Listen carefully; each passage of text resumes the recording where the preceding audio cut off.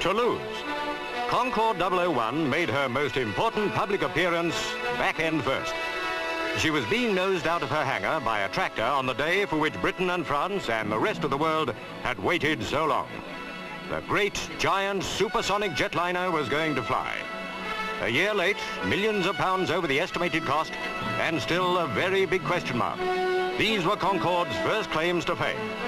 But on this day, a lot of those question marks would be answered. For Concorde 001, this was the chance to prove she was the super bird everyone had hoped and worked for.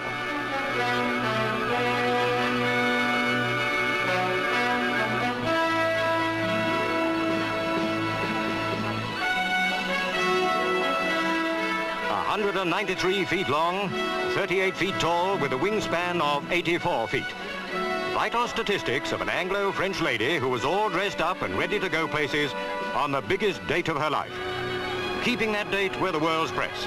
All eyes were glued to the sleek, futuristic machine standing on its spindly legs out there, its droop snoot in the down position surveying the scene. At the other end, heat surged from the mighty Rolls-Royce engines as the ground crew checked, rechecked, and checked again. Concorde was buttoned up good and tight. There was little more anyone could do other than fly her.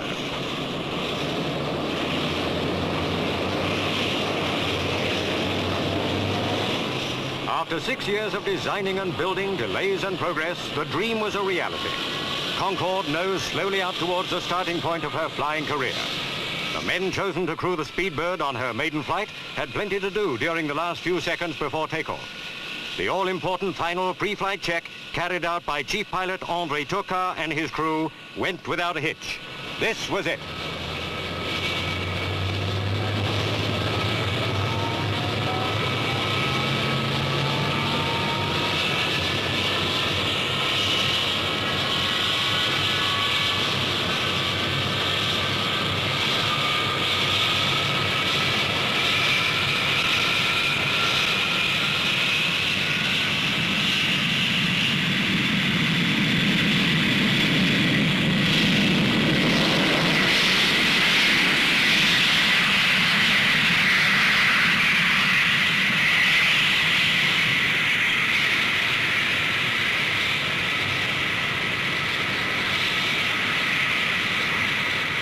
With 12 tons of test equipment on board, André Turcat took Concorde up to 10,000 feet. She was almost ticking over at less than 300 miles an hour. Nose still in the croup position, undercarriage down. The less for the pilot to do, the better.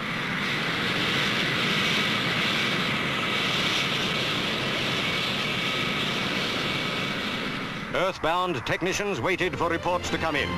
And what reports they were. Concorde handled beautifully. After only 27 minutes of flight, she was coming home. The weather was threatening, but the test pilot knew what he wanted to know. Concorde was coming back as a success.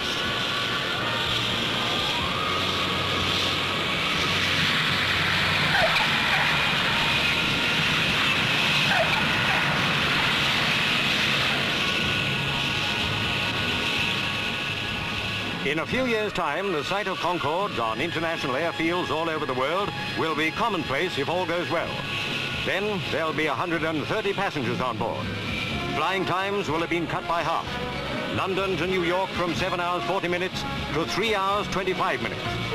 But for the moment, there's a lot more flight testing to be done.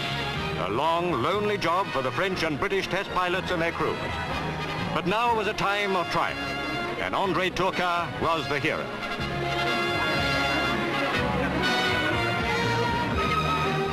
Jubilant senior executives of Sud Aviation and the British Aircraft Corporation greeted the tall, quiet Frenchman who had taken their machine on its successful maiden flight. Inside, the world's press wanted to hear Monsieur Turcat's verdict. The big bird flies, he said. It's the beginning of the big work. If that work goes well, Britain and France stand to make £4,000 million and lead the world of civil aviation.